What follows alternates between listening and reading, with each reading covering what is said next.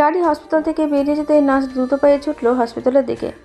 Washroom থেকে বেরিয়ে দোলনার দিকে তাকিয়ে ভ্রু কুঁচকে ফেলল নূর। দ্রুত গতিকে সেদিকে গিয়ে বাবুদের না দেখে বুক কেঁপে উঠল তার। চিৎকার করে গার্ডদের ডেকে বলল, বাহাদুর, আমার বাবুরা কোথায়? গার্ডগুলো সাথে সাথেই কেবিনে প্রবেশ করে নূরকে কাঁদতে দেখে বলল, বেবিদের ডক্টর চেক আপ করাতে নিয়ে গেছে নার্স। চিন্তা করবেন না, কিছুক্ষণের মধ্যেই চলে আসবে। নূরের চিৎকার চেঁচামেচি শুনে ডাক্তার আর নার্সরাও এসে হাজির হয়েছে। একজন নূরকে বেডে বসে শান্ত করার চেষ্টা করছে। এভাবে চিৎকার করলে সেলাই ছুটে যেতে পারে। ডক্টর গার্ডের কথা শুনে অবাক হয়ে বলল, কি বলছেন? আমি নিজেই তো আসতাম বেবিদের দেখতে। আমার কাছে নিয়ে যেতে হবে কেন? আমি কাউকে বলিনি নিয়ে যেতে। নূর খ্যাপা বাঘিনীর মতো তাকালো সবার দিকে। রক্তিম চোখে নিজের সন্তানদের জন্য হাহাকার। সবার দিকে আঙুল তুলে দাঁতে দাঁত চেপে বলল, আমার বাচ্চাদের 10 মিনিটের মধ্যে আমার সামনে চাই, না হলে একটাকেও জীবিত রাখবো না।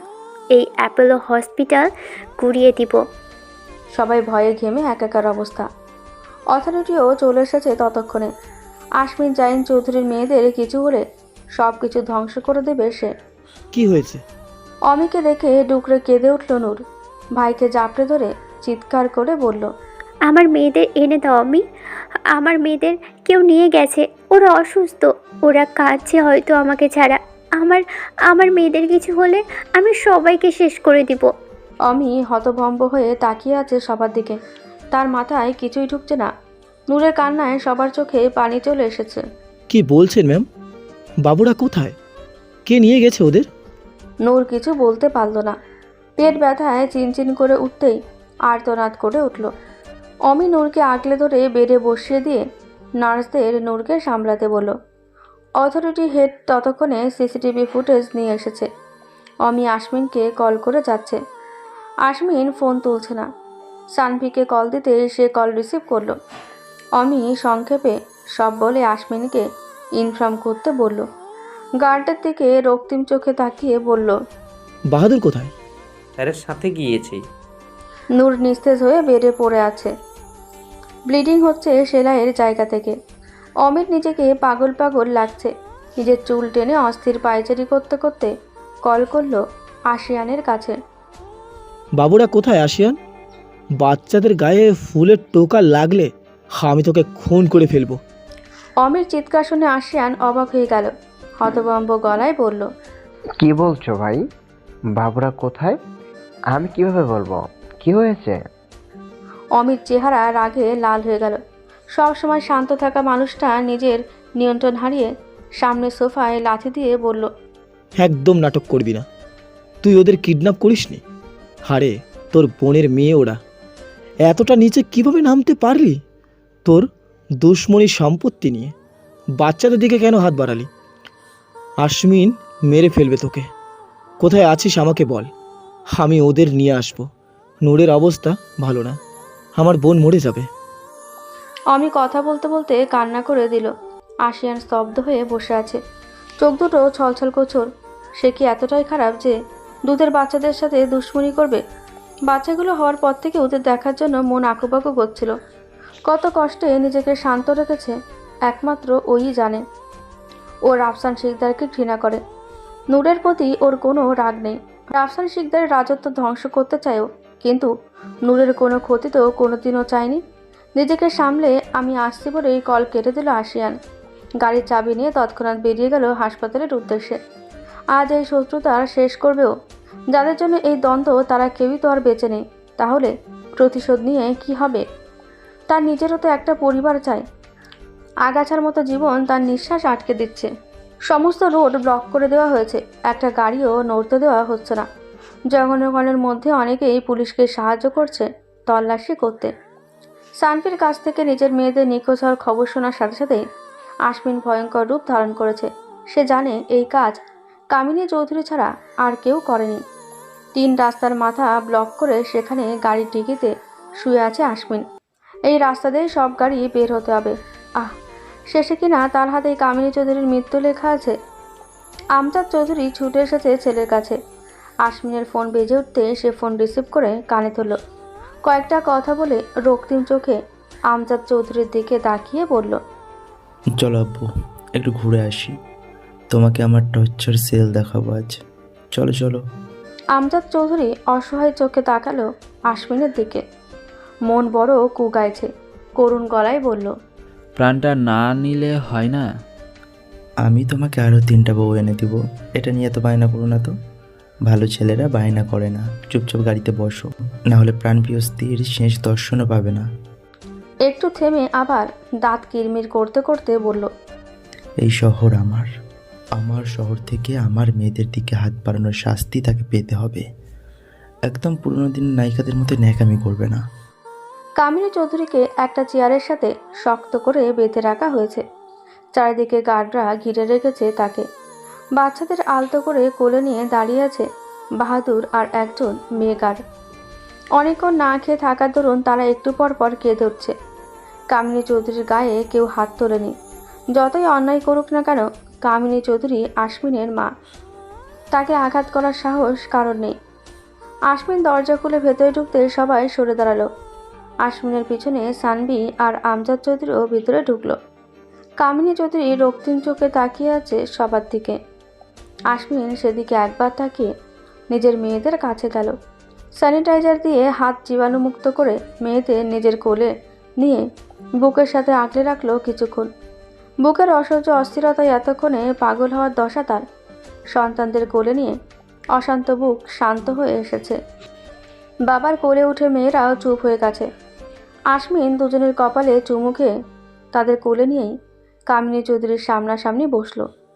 মেয়েদের বুকের সাথে আগলে ধরে কামিনী চৌধুরীর দিকে তাকিয়ে শান্ত গলায় বলল, আমাকেও কি এভাবে নিজের বুকে আঁকলে রাখতে পারতে না আম্মু? এত বছর পরে ছেলের মুখে আম্মু ডাক শুনে অবাক হয়ে তাকিয়ে রইল কামিনী চৌধুরী। কিসের প্রতিশোধ নিতে চাইলাম? ভালোবাসার মানুষ হারানো? তাহলে তার একমাত্র অংশকে এভাবে অবহেলা করলে কীভাবে? তার ভালোবাসা যদি এতটা তোমাকে উন্মাদি করে থাকে, তাহলে তো সন্তানদের জন্য নিজের মমতাময় করতে পারলে না কেন? আসলে তুমি কখনো কাউকে ভালোই বাসোনি। তুমি শুধু তাকে উপলক্ষ বানিয়েছিলে নিজের মনের ভিতরে থাকা ঘৃণা প্রকাশ করতে, তাই না আম্মু? কামিনী চৌধুরী রক্তিম চোখে তাকিয়ে আছে আসমিনের দিকে। আমজাদ চৌধুরী সহ সবাই হতভম্ব হয়ে দাঁড়িয়ে আছে। আসমিন দীর্ঘশ্বাস ছাড়ল। বাচ্চাদের আমজাদ চৌধুরী আর সানভীর কোলে দিয়ে কামিনী চৌধুরীর মুখ খুলে দিল। অগোছালো চুলগুলো হাত দিয়ে ঠিক করে দিয়ে তার কপালে চুমু খেয়ে জড়িয়ে ধরল তাকে। কামিনী চৌধুরীর মাথাটা নিজের বুকের সাথে চেপে ধরে ধরা গলায় বলল, আমার একা থাকতে খুব কষ্ট হতো আম্মু। হোস্টেলের অনেক ছেলেরা আমাকে মারতো। আমি খুব ছোট ছিলাম, কিছু বলতে পারতাম না তাদের। একা একা ঘুমাতে ভয় হতো খুব। মাঝরাতে ঘুম ভেঙে গেলে ভয়ে জোরে কেঁদে উঠতাম। তখন পাশের ছেলেরা আমাকে বারান্দায় বন্ধ করে দিত, ঠিকভাবে খেতে দিত না। মাঝে মাঝে সারাদিন বাথরুমে বন্ধ করে রেখে আমাকে কষ্ট দিত। ওরা আমাকে পছন্দ করতো না আম্মু। তুমি কেন আমাকে তোমার সাথে রাখলে না? রাতে তোমার বুকে ঘুমাতে খুব ইচ্ছে করতো আমার। আমাকে একটু বুকে কেন জড়িয়ে ধরলে না আম্মু? আমি তোমার ছেলে, বলো। সন্তানের সাথে কেউ এমন করে? কামিনী চৌধুরী চুপ করে আছে। আসমিনের কোনো কথায় তার মনে আঁচড় কেটেছে কিনা বোঝা যাচ্ছে না। অমি আশিয়ানের সাথে নূরও এসে পড়েছে। অগোছালো নূরকে দুই দিক থেকে আগলে রেখেছে দুই ভাই। নিজে নিজে দাঁড়ানোর অবস্থায় নেই নূর। অমি অনেকবার আটকানোর চেষ্টা করেও সফল হয়নি। আসমিনের দেওয়া মেসেজের কথা অমির মুখে শুনেই আসার জন্য পাগলামি শুরু করে। আশিয়ানও তখন সেখানে উপস্থিত হয়। নূরের অবস্থা দেখে আশিয়ান নিজেই তাকে এখানে নিয়ে আসে। কামিনী চৌধুরী, নূর আর আশিয়ান অমিকে একসাথে দেখেই জ্বলে উঠল। আসমিন তার হাতের বাঁধন খুলে দিতেই তাকে ধাক্কা দিয়ে সরিয়ে নূরের উপর আক্রমণ করে বসল সে। আশিয়ান আর অমি আটকে দিল কামিনী চৌধুরীকে। আসমিন কামিনী চৌধুরীর ধাক্কায় কিছুটা পিছিয়ে গিয়েছে। নিজেকে সামলে শান্ত চোখে তাকালো কামিনী চৌধুরীর দিকে। নূর নিজের বাচ্চাদের কাছে গিয়ে তাদের সারা মুখে চুমু খেলো। তাদের কোলে নেওয়ার অবস্থায় নেই সে। আসমিন ধীর পায়ে এসে দাঁড়ালো কামিনী চৌধুরীর সামনে। আশিয়ান আর অমি তাকে ধরে রেখেছে। আসমিন শান্ত গলায় বলল, আমার মেয়েদের কেন কিডন্যাপ করিয়েছিলেন? কামিনী চৌধুরী দাঁত কিরমির করতে করতে বলল, বেঁচে দিতাম তোর মেয়েদের, আমার সামনে তোরা শান্তিতে থাকবি তা আমি থাকতে সম্ভব না। ওর বাবার জন্য আমি ছোট থেকেই অবহেলায় বড় হয়েছি, কারণ আমি মেয়ে। বাবা মা সারাদিন ভাইয়ের পেছনেই লেগে থাকতো। মরে যাওয়ার আগে সব সম্পত্তি ও তার নামেই দিয়ে গেল। আমাকে বাঁচতে হতো তার দয়ায়। নিজের ইচ্ছায় ভালোবাসার মানুষটাকে বিয়ে করলাম, তাকেও খুন করলো। আমি কোনো ভুল করিনি। আর তুই আমার পেটের ছেলে হয়ে আমার সংসার ভাঙলি, আমার জন্য সতীন নিয়ে এলি। তোকে আমি শান্তিতে থাকতে দেই কি করে? আমজাদ চৌধুরী তার ছেলের গলায় বলল, তাই নাকি কামিনী? তোমার সংসার? তা কবে আমাকে স্বামীর অধিকার দিয়েছ? আমাদের কি আদেও কোনো সংসার ছিল?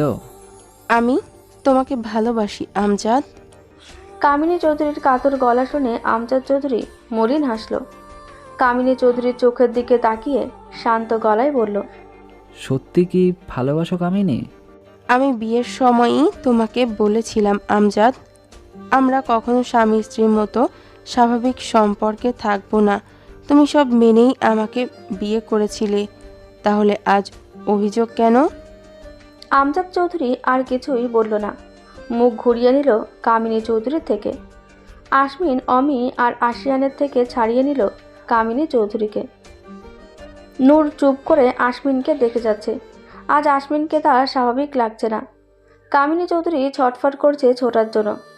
আশিয়ানকে বেঈমানের রক্ত বলে গালাগালি করছে।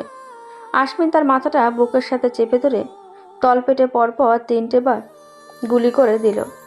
আসমিনের রক্ত লাল চোখ থেকে গড়িয়ে পড়া পানি কামিনী চৌধুরীর কপালে এসে পড়ল। সবাই স্তব্ধ হয়ে দাঁড়িয়ে আছে। কামিনী চৌধুরী কয়েকবার গুঙিয়ে সাথে সাথেই শান্ত হয়ে গেছে।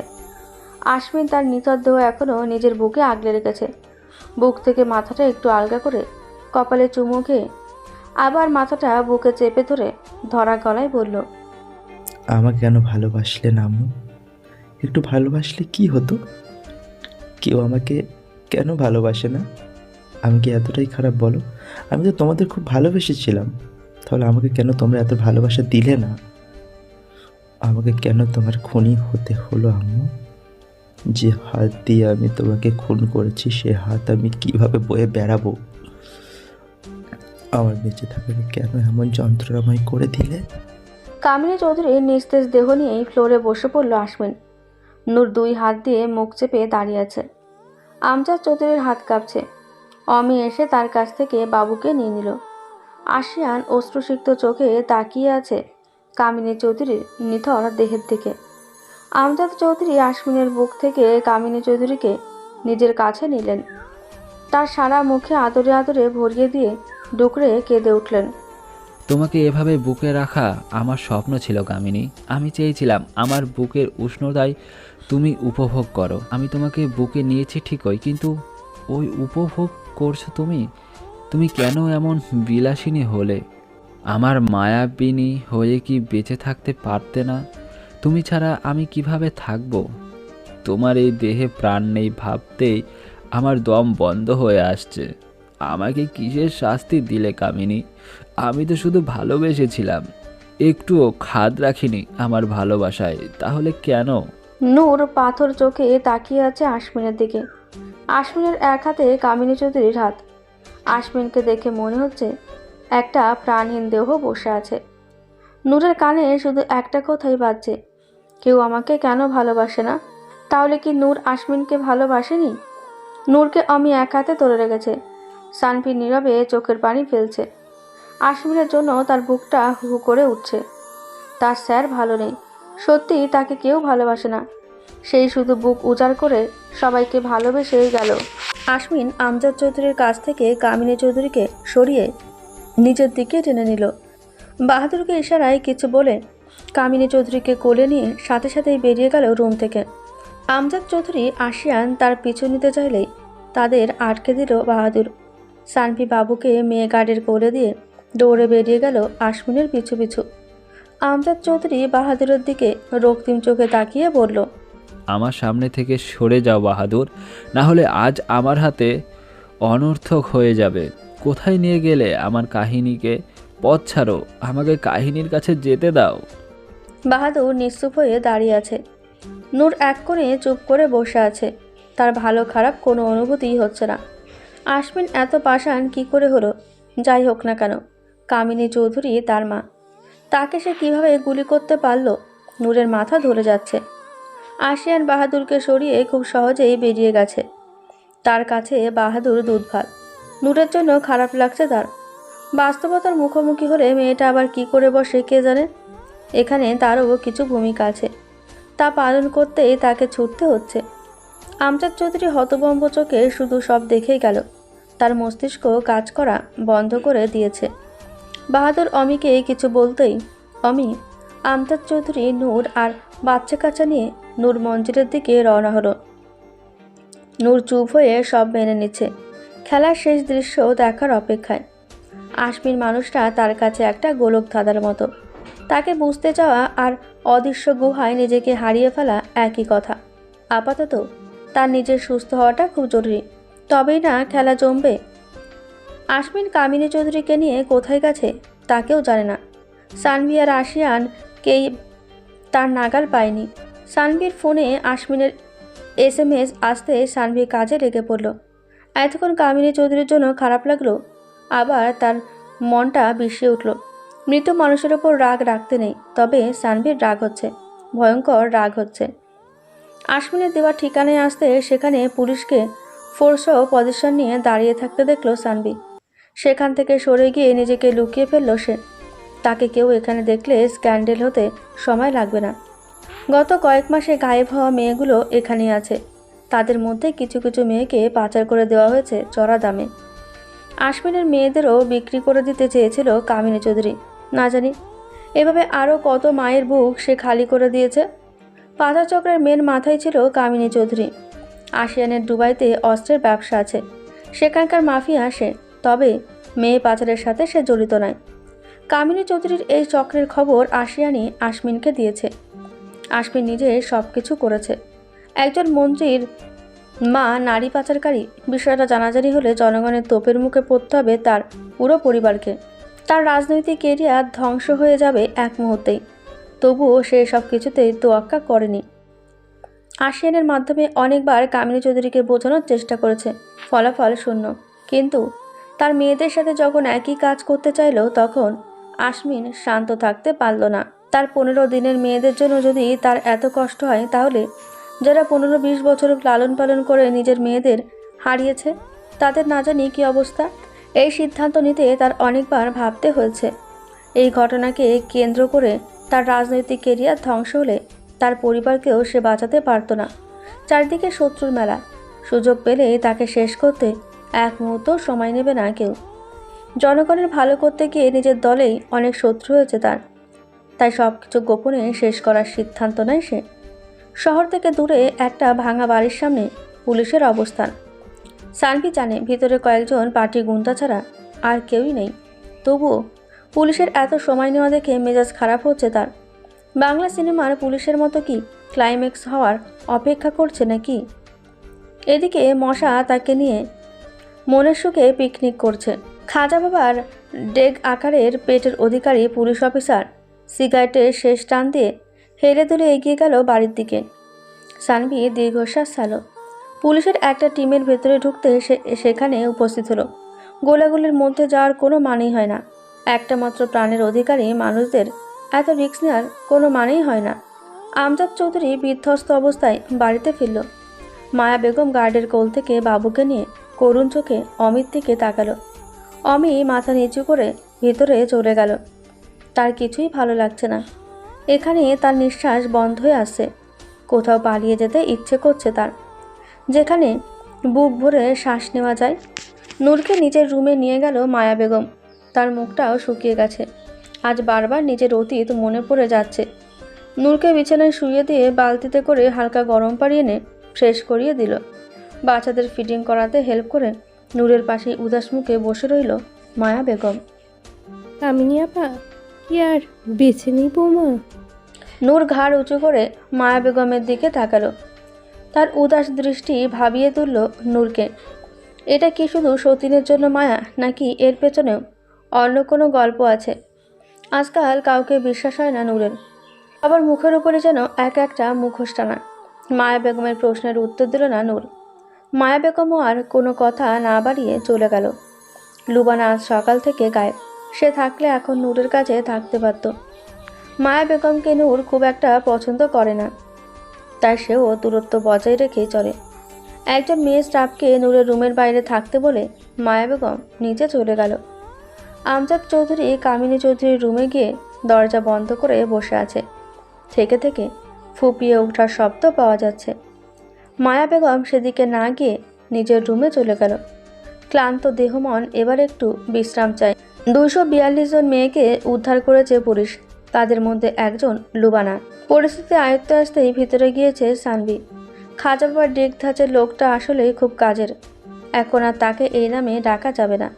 He is a respected person. ভিতরে গিয়ে মেয়েগুলোর অবস্থা দেখে বুক কেঁপে উঠল সানভির। সে পাগল প্রায় হয়ে লুবানাকে খুঁজতে লাগলো। একটা মেয়েও নিজের পায়ে দাঁড়ানোর অবস্থা নেই। সবাইকে প্রচুর আঘাত করা হয়েছে। নিয়োজিত থাকা লোকগুলো ক্রস ফায়ারে মারা গেছে। আশমিনের অর্ডারে তাদের ক্রস ফায়ার দেওয়া হয়েছে। না হলে সত্যি বেরিয়ে আসতে সময় লাগবে না। সানভি চারদিকে খুঁজেও যখন লুবানাকে পেল না, তখন তার হাতে পায়ে কাঁপুনি উঠে গেল। ও ঠিক আছে তো? এই প্রশ্ন তার মাথায় যন্ত্রণা শুরু করে দিল। স্যার, এখানে একটা মেয়ে পড়ে আছে, মনে হয় না বেঁচে আছে। এক কনস্টেবলের ডাকে সবাই সেদিকে তাকালো। সানভির বুক অসম্ভব কাঁপছে। পুলিশ অফিসার যাওয়ার আগে সানভি দৌড়ে গেল সেদিকে।